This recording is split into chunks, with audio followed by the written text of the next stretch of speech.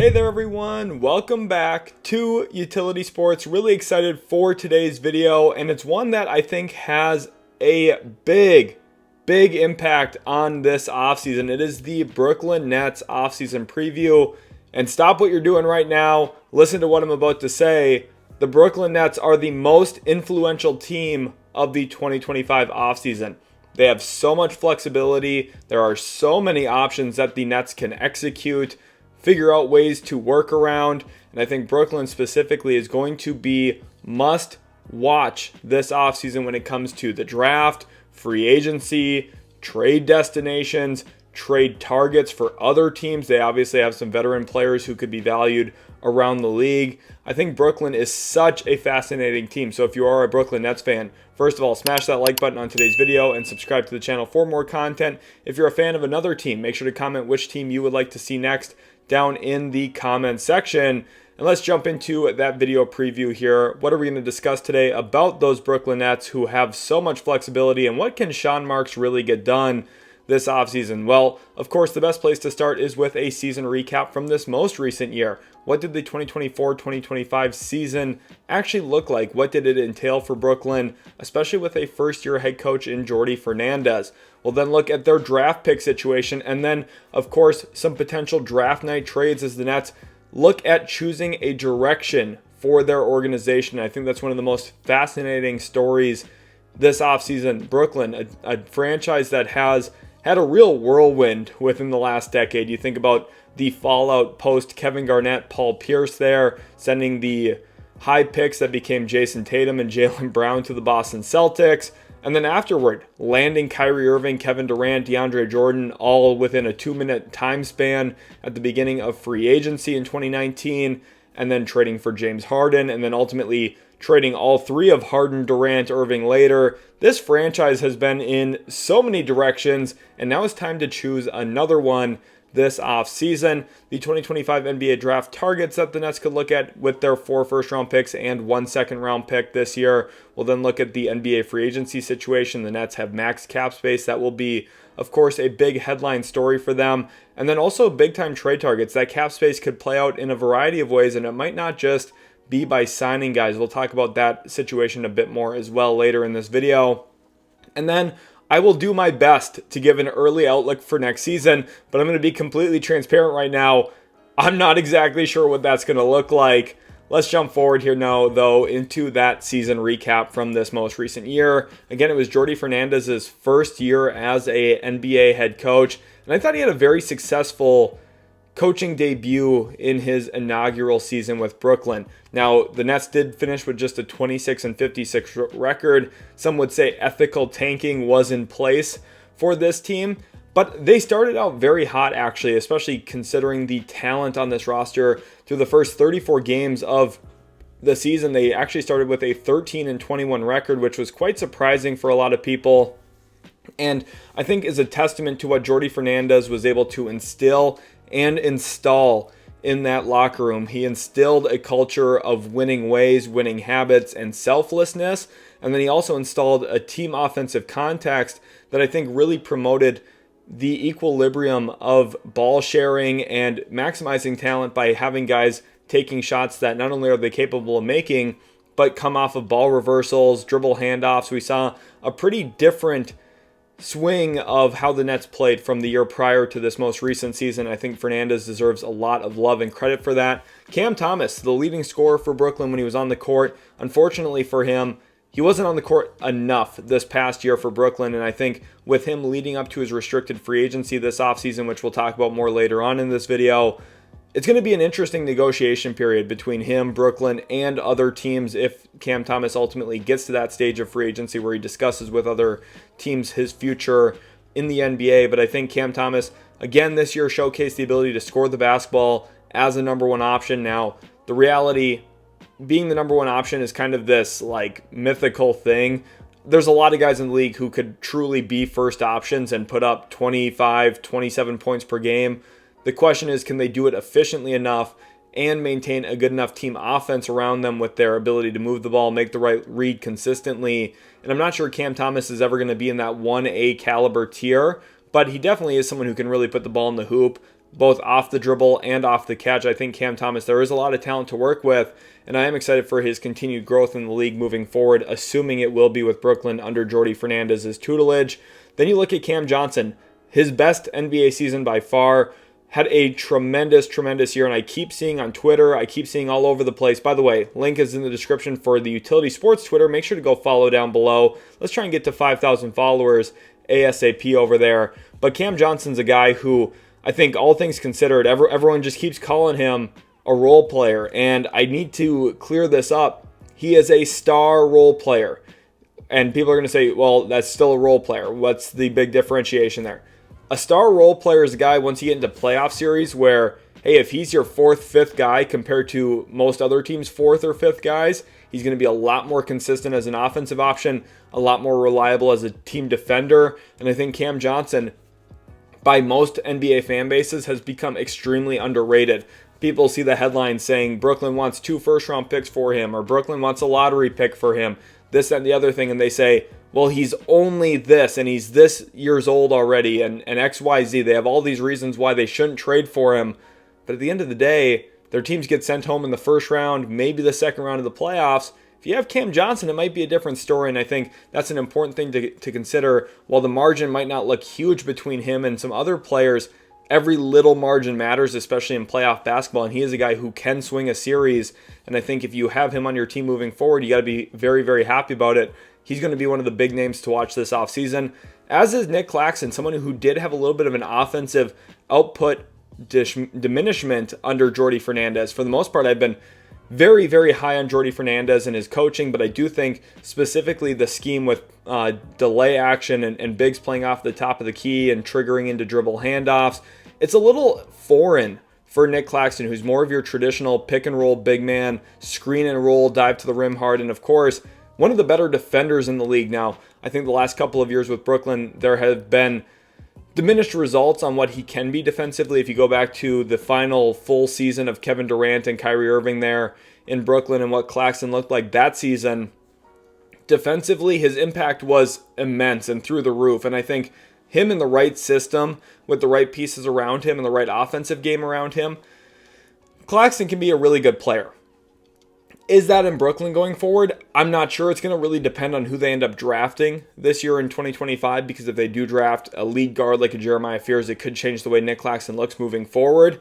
But I do have some reservations going forward about his involvement in Brooklyn and his actual long-term staying power there, just with the kind of scheme changes that this team has had, especially in the offensive end of the court. Day'Ron Sharpe is a guy who I do think will stay in Brooklyn for quite a while, though. Had a very strong season for himself. I think one of the more under-the-radar bigs in the league. I think if you're a Nets fan, first of all, you probably loving what you're seeing from Day'Ron Sharpe the last couple of seasons. And I think moving forward, there is a lot of optimism that he can continue being, a 20 to 25 minute per game center for you. Off the bench probably is the best role for him, but the Nets have a lot of flexibility. We'll see what they do this offseason. And then also, I do want to talk about, again, just for Jordi Fernandez, a little bit more love to his coaching style and the success that the Nets did find at times this year. Role players shined. Obviously, Cam Johnson, I talked about as a star role player. He had a tremendous season, but then you look at guys who got traded, like Dennis Schroeder. Jordi Fernandez was able to rebuild up his stock in a big way. They traded him out to Golden State. Then Dorian Finney-Smith rebuilt his stock, shot the ball extremely well in Brooklyn this year before his ultimate trade to LA.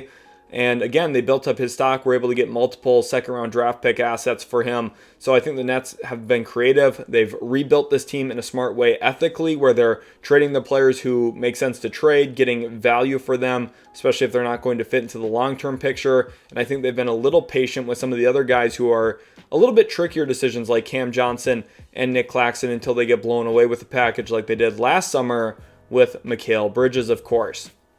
Moving into their NBA draft picks in the 2025 NBA draft, the Nets have 5 total picks, all of them in the top 36 at pick 8, pick 19, pick 26, and 27. And then in the second round, they do have pick number 36. On here, I've outlined a couple of prospects that I could see them considering at each pick. This is not an exhaustive list. If a player or prospect does not have his name listed on the screen, it does not mean I don't think the Nets could pick him. I just flat out think if you want to go watch one of my mock drafts, it's going to be more indicative of what I think the Nets would do at certain spots in the draft with who is on the board and who isn't at that point in time. For these offseason previews, it's kind of hard to just give a short list of prospects because I don't know who's actually going to go on draft night in what order, and I think it really depends for Brooklyn who's on the board and who's not. And of course, when it comes to individual workouts, could Brooklyn fall in love with a guy like Yegor Demin at pick 8? Maybe, right? I don't want to rule that out. Now, would I love that pick for them? No, in no way am I suggesting they should pick Yegor Demin at pick 8, but I wanted to list some guys who I could see as possibilities. So Jeremiah Fears, Kamen Maluach, Derek Queen, all interesting options. Con Knipple, I think, would be a tremendous play finisher for Brooklyn off the wing there at pick number 8. I would not hate that pick at all for them. Pick 19, you're looking at some bigger wing type players that I think kind of in that range could make sense. Neek Clifford out of Colorado State. Otherwise, you're looking at Rasheer Fleming, Liam McNeely, Adu Thiero, Cedric Howard. That's kind of the grouping where you're going to get a player who can be an impact guy pretty quickly into his career. At 26 and 27, I have a couple of bigs and guards listed. Maxime Reynaud, Johan Berenger, Ryan Kalkbrenner. I also have Ben Seraph listed. He could be an interesting long-term on-the-ball bet for the Brooklyn Nets. 27, you're looking at Cam Jones. You're looking at Walter Clayton Jr., Drake Powell could be an awesome point of attack defender, upside bet here for Brooklyn. Will Riley, Hugo Gonzalez. One thing I do have to say about Sean Marks, in the draft, he has done a pretty good job finding value down the board, something he has always achieved quite good success with, and I could see him finding and striking some gold this year as well, especially with this litany and legion of draft picks. Having 3 between 26 and 36 in the draft gives him a chance to take some of those later stabs in the draft and finding some talent along the board. So definitely going to be interesting to see what Brooklyn does with these picks, and they do have a couple of different pathways specifically that I want to talk about. They have the organic rebuild pathway and the rapid retool pathway. And Nets fans, I want you to comment down below right now, which pathway do you want your Brooklyn Nets to take? Do you want them to go the organic rebuild route where they keep these draft picks, maybe explore some veteran trades, try and bring in some more young players, draft assets, and try and build this thing really up from the ground? Or do you want that accelerated approach with that rapid retool? Comment again down below which way you'd like to go. And in that rapid retool, maybe they do go after a superstar acquisition like a Giannis Antetokounmpo. There are some other names to watch for as well, which we'll talk about a little bit later. Maybe someone like Jaylen Brown. Of course, the Celtics could be tearing their team down a bit this offseason.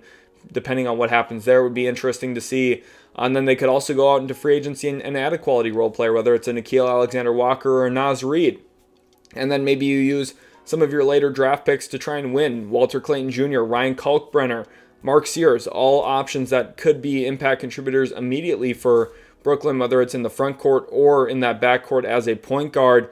But again, if they just flat out keep their picks at pick 8, that's the biggest asset that they have right now in the immediate future. If they hit on that pick, it makes picks 19, 26, and 27 even more pivotal to adding to the rotation, adding more good long-term young core pieces, and then still having those vets to trade too. So I want to know your guys' thoughts down below. But I think the polarity in what Brooklyn can do this offseason, whether it's keep everybody and try and go in on Giannis or trade more guys, get more draft picks. I mean, there's just so much flexibility here, and it's a lot of fun to talk about. So let's look at potential draft night trade 1 here, and it would be a trade with the Houston Rockets. And one of the vet trades where they do send out Cam Johnson. They send out Cam Johnson and 2 first-round picks, numbers 26 and 27. Again, if you've watched the channel, you know I'm a big believer that quality outweighs quantity when it comes to the NBA draft. I would much rather have a pick at number 10 than 2 picks in the 20s. It's just flat out better. And it's super simple, super obvious. The guy that got picked at 10 would not be available for you at number 26 or 27. That's just how drafts work. And that's why the 10th pick is so much more valuable. And in this deal, while yes, you are giving up Cam Johnson, who's a good player, you can see the reason for Houston to make this trade. They still have some draft capital. It keeps some flexibility for them with 2 picks in this draft.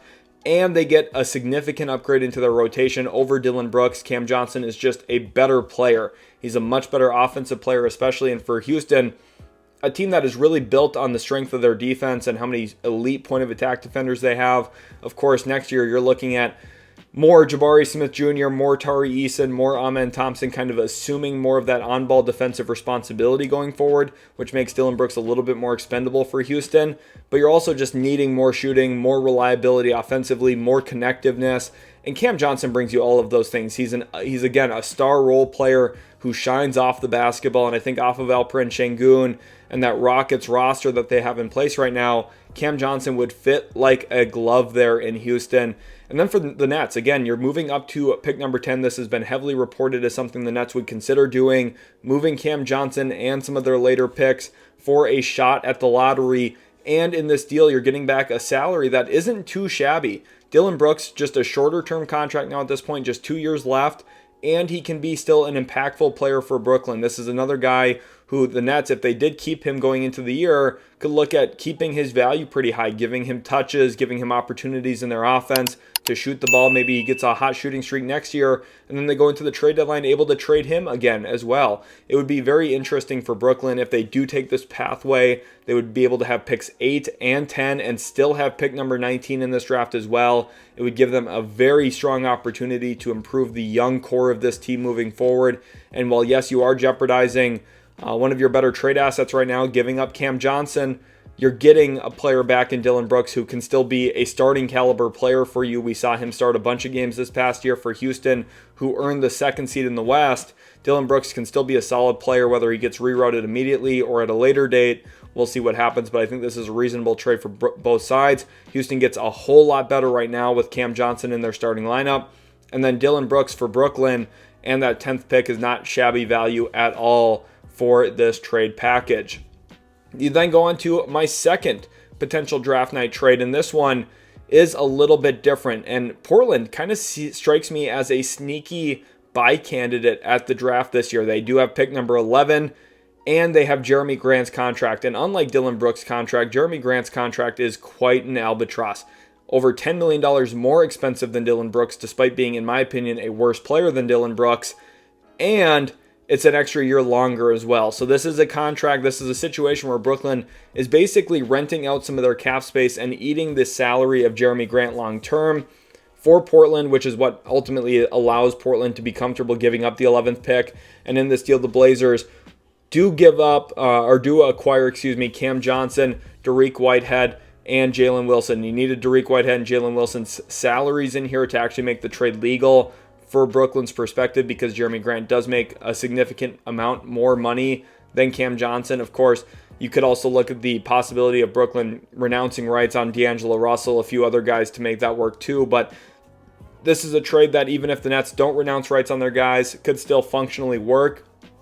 The Nets would then have picks 8, 11, 19, 26, and 27. I think this is a much better deal than most people would probably initially think. I think some Blazers fans would be a little scared of making this move, but I do think if Portland steps on the gas at the right time, they could significantly improve their team. Sounds like they could be a team looking at Chris Paul this offseason as kind of a mentor role, and then putting a really good player like Cam Johnson around Scoot Henderson, Denny Avdia, Shaden Sharp there, I think would elevate the progression and production of those young guys too. So Portland last year, they bought on Denny Avdia. It worked out really great for them in my opinion.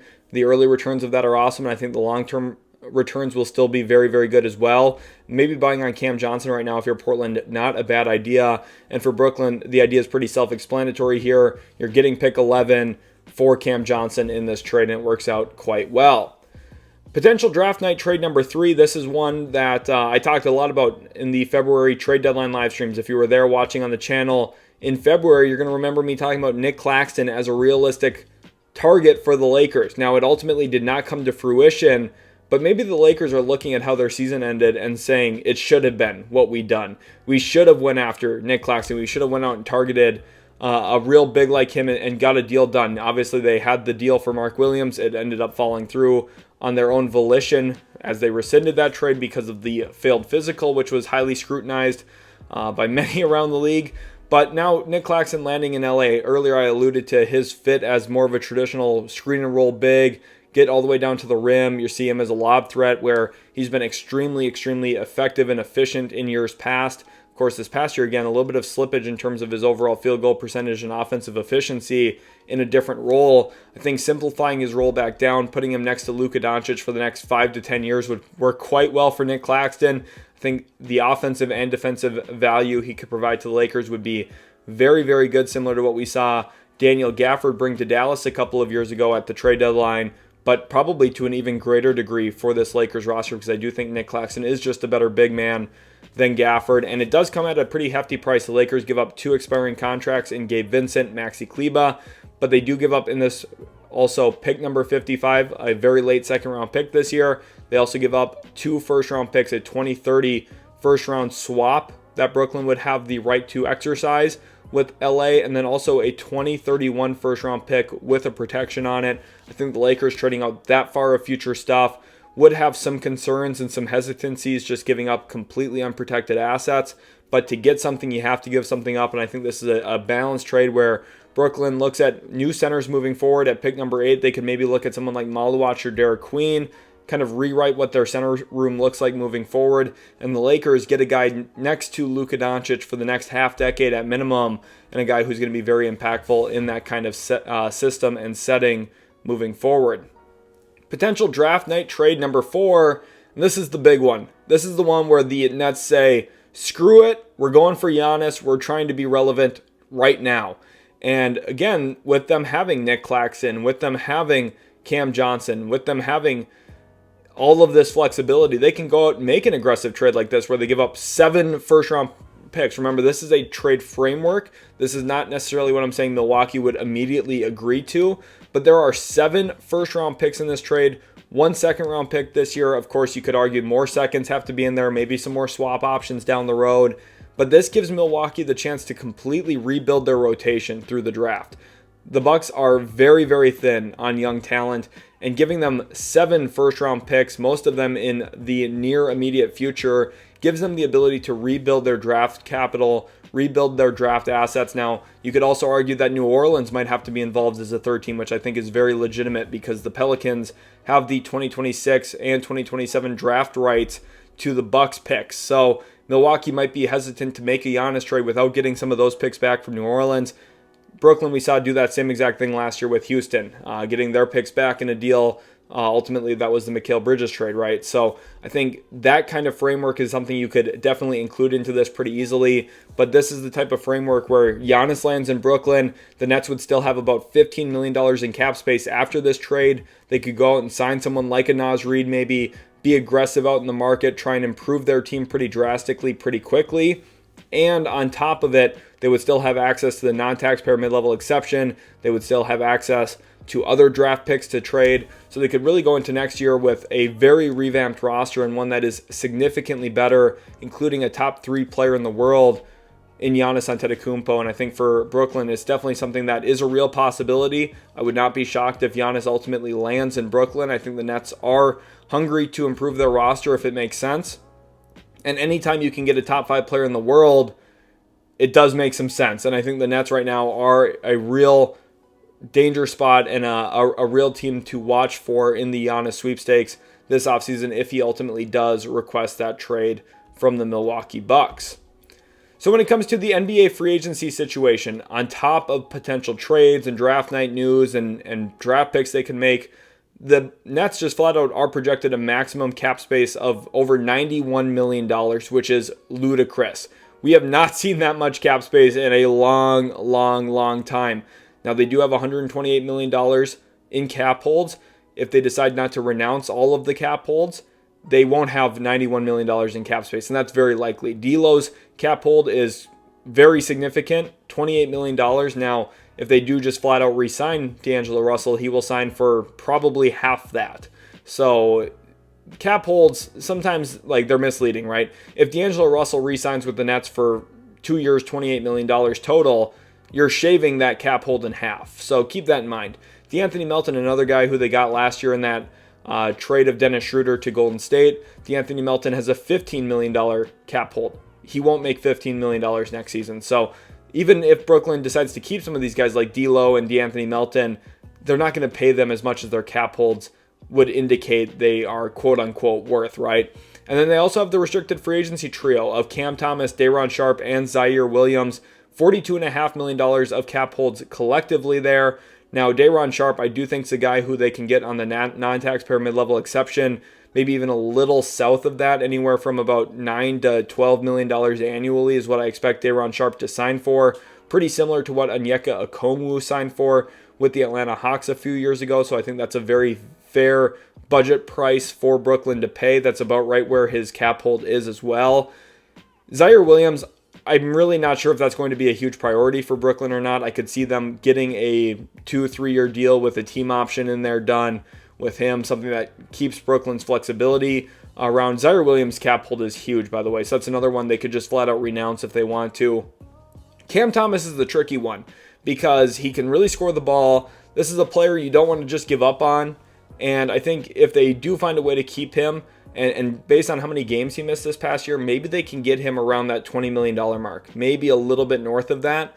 And if you're paying someone as talented as Cam Thomas, well south of $30 million a year with the new CBA and how much some of these contracts are becoming, especially look at Supermax contracts and being north of 50, 60, even $70 million moving forward.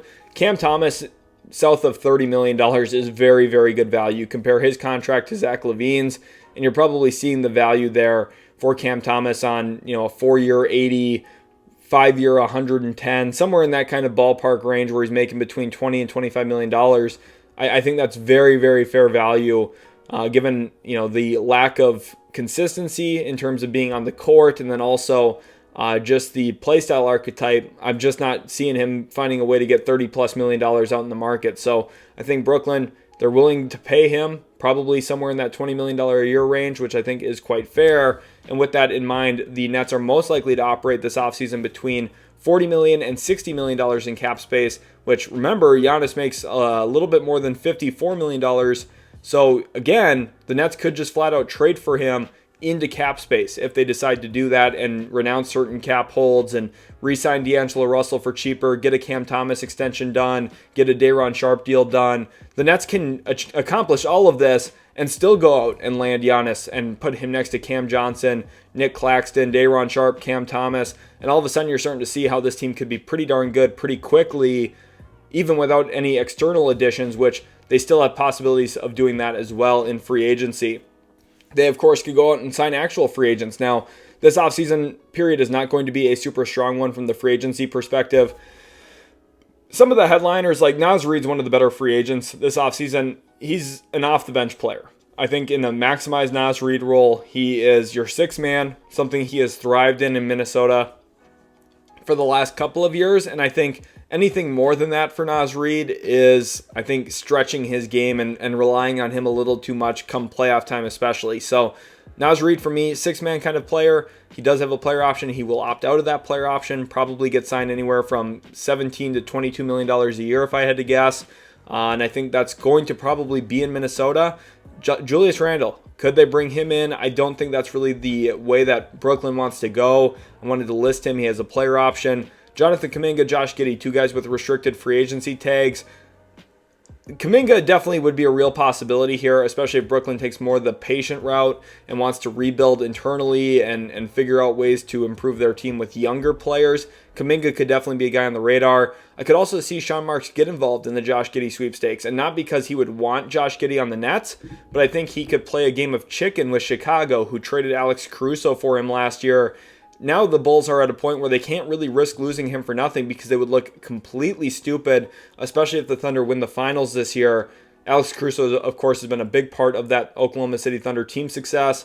And if you traded Caruso for Giddey and don't even keep Giddey past the one season you had him for, you're going to look very, very silly there in Chicago. So I think Sean Marks could kind of bully Arturas Karnisovas into paying Josh Giddey more than he probably even wants to with an offer sheet, something we saw Sean Marks do with Tyler Johnson and Alan Crabb a few years back. We'll see if he gets kind of in those shark-infested waters once again this offseason with his cap space. Remember, they could also trade for players under contract. Giannis Antetokounmpo has been kind of the headliner, but there's a wide list this offseason of players who could potentially make some sense here. Jaylen Brown, Kristaps Porzingis, Drew Holiday. I talked about Boston and some of the questions about their spending moving forward with a new ownership group and Jason Tatum's injury. Could the Celtics look to maybe take a step back this year? Could Brooklyn try and prey on that situation and get Jaylen Brown, who would be, of course, the headliner target for them? Otherwise, could they look at some of the cheaper options in Kristaps or Drew Holiday, who would be interesting for Brooklyn? I don't think Porzingis really makes a ton of sense in terms of the fit. Like, I think let me clarify that. I think he fits. I just don't think he necessarily fits with what they already have on the roster unless there's some kind of Nick Claxton trade that materializes. So maybe it's like a Claxton out, Porzingis in kind of situation, and Brooklyn still comes out with a pick advantage from that. Would be very fascinating, but I'm not sure if anything fully materializes there. Trae Young, I think, would be great in Brooklyn. They need a point guard. Trae Young already kind of has that New York Knicks hate going on, and I think kind of would be fun for that city, that rivalry between the Nets and Knicks, which has been, of course, amplified because of the Mikal Bridges trade. I think it would be very fascinating. Otherwise, you could look at some of those 2019 top 2 picks, whether it's Zion Williamson or John Morant. Definitely the Nets could be, sneaky buy candidates there for them too. I just wanted to, give a thorough list here on players I could see the Nets at least inquiring about. They have so many draft picks and so much flexibility that they're ready to strike whenever. Of course, on the heels of a Durant trade and Mikal Bridges trade, this Nets team just has so many picks to work with that they could really get in the conversation for anyone they want at this point in time. Or they could look to use their cap space as a rental, which, again, I don't think is a terrible decision. We've seen Sean Marks operate in this way in the past, too. You could rent out your cap space and say, hey, who wants to get off of bad contracts? Philadelphia, we know you regret that Paul George signing. Would you trade us pick 3 with him? Let's talk deals, right? Otherwise, you look at Zach Collins, Grayson Allen, Max Strus. The Cavs could look to get out of the second apron, with a Max Strus trade, which would be interesting. Or they could just flat out be a 3-team trade facilitator where, hey, you don't want this salary in that deal, we'll help you out, we'll eat that salary. The Nets have so much optionality. This screen right here, you guys should all screenshot this, honestly. And if you're a Nets fan, this is like the headliner of what your offseason could be, where you could do any of these 3 things. You could do a mix of them. This is what has me so excited about the offseason for Brooklyn and how I think they are really the team to watch this coming June and July. So when it comes to the early outlook for next season, I'm going to keep it a buck with you. I have no idea. I think that maybe is the first time I've ever said that in a video. I don't have a single clue what this team is going to look like next year. I see it as a very realistic possibility where they win about 20 games and maybe have the best odds for the first pick in the 2026 NBA draft class that is loaded with Cam Boozer, AJ Debonsa, Darren Peterson, Nate Ament. There's going to be a lot of talent in the 2026 class. Or they could be a 50-plus win team trying to compete for an NBA Finals. If they trade for Giannis, they're going to be damn good. If they trade away Nick Claxton and Cam Johnson, they're going to be pretty abysmal. And I think that's what makes this offseason so fun. And Brooklyn could take the slow build approach, keep Cam Johnson, keep Nick Claxton, win maybe 30 to 33 games, which isn't probably the best for the rebuild in terms of maximizing your draft odds. But in the recent lotteries, we've seen that doesn't matter too much. Maybe they just kind of doggy paddle and try and stay afloat for now until maybe they luck into that first, second, or third overall pick. And next year, you don't necessarily need the first pick to get a star player. So maybe paddling and staying afloat's not the worst thing either. I think Brooklyn's in such a fascinating situation. I'm really, really excited about the direction of this team. I think Sean Marks has done a great job kind of guiding the ship in some kind of scary moments, right? The Durant trade request, Kyrie Irving, all the weird stuff that happened with him in Brooklyn, James Harden not wanting to sign an extension there, just a lot of crazy stuff. Sean Marks kind of led this team in a way that he got them so close. They probably should have won the year in 2021. Of course, injuries just bit them. Everything's gone wrong, and yet they're still in a spot where they can strike once again. And I think his ability to quickly turn things around, try and maximize Brooklyn as a market, he's done a really great job of that. And I really have no clue what's ultimately going to happen this offseason with them. But that has me so excited, all things considered. Thank you all so much for watching. I really hope you guys did enjoy. If you did, make sure to smash that like button. Hit that subscribe button for more NBA content moving forward. And don't forget to comment down below your thoughts on Brooklyn. Do you want them to take that organic rebuild approach, or do you want them to retool rapidly? Thanks again, y'all. I'll catch you in the very next Utility Sports video.